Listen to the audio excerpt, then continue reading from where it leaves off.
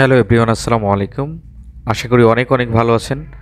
আজ আমরা উপস্থিত হয়েছি আরেকটা নতুন ক্লাস নিয়ে।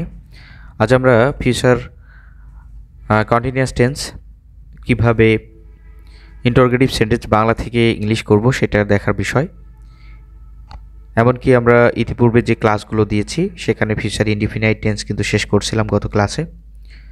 আজ আমরা আবারও উপস্থিত হয়েছি ইন্টারোগেটিভ সেন্টেন্স বাংলা থেকে ইংলিশ করব কিভাবে ফিউচার কন্টিনিউয়াস টেন্সের, সেটা দেখব। এবং ইন্টারোগেটিভ সেন্টেন্স প্রায় শেষের দিকে ইয়েস নো কোশ্চেনের যে বিষয়গুলো আমাদের ধারাবাহিক যে ক্লাসগুলো চলছে ইউটিউবে, সেখানে কিন্তু শেষের দিকে চলে এসেছি প্রায়। আগামী ক্লাসে কথা হবে ফিউচার পারফেক্ট টেন্স নিয়ে। তো চলুন সরাসরি ফিউচার কন্টিনিউয়াস টেন্সের বাংলাটা দেখে নিই। আমি কি প্রমাণ করতে থাকব। এখানে অলওয়েজ উইল সাবজেক্টের আগে হবে এবং আমাদের যে ফিউচার কন্টিনিউয়াসের যে বি ভার্বটা বি সেটা সাবজেক্টের পরে ইউজ করব।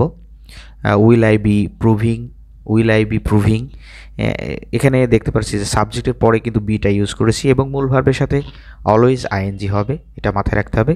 এবং অক্সিলারি ভার্ব হিসেবে আমরা সবসময় উইল ব্যবহার করব।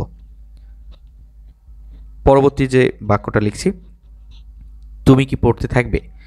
আর ফিউচার কন্টিনিউয়াসে সবসময় তে থাকবে, এই আওয়াজটা আসবে, তে থাকবে, ভার্বের শেষে তে থাকবে। তুমি কি পড়তে থাকবে।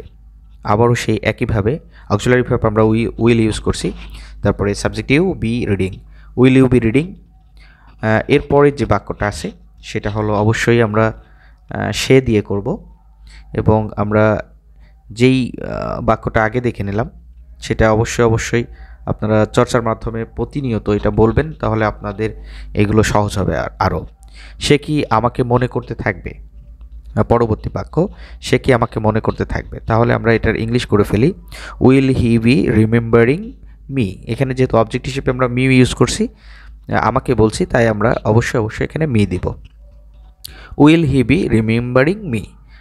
পরবর্তী বাক্য যেটা সেটা হলো, তারা কি তোমাকে সম্মান করতে থাকবে।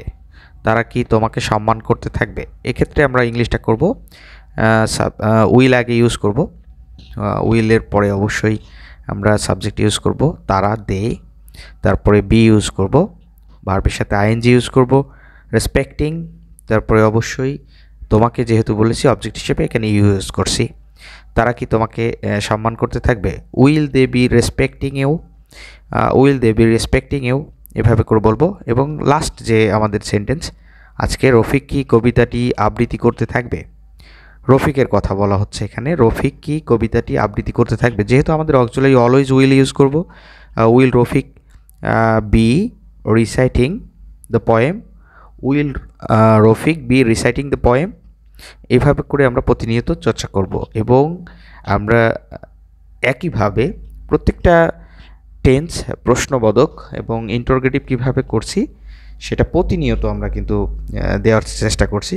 স্পোকেনের যে জায়গাটা, আমরা প্রশ্ন করার জিনিসগুলো অবশ্যই এই বিষয়গুলো আয়ত্ত করব এবং কিভাবে প্রশ্ন করতে হয় সে বিষয়গুলো আমরা দেখব এবং সাথে সাথে চর্চাগুলো করব। তাহলে আমাদের বলার ক্ষেত্রে যে ভয়টা থাকবে সেটা কিন্তু কেটে যাবে।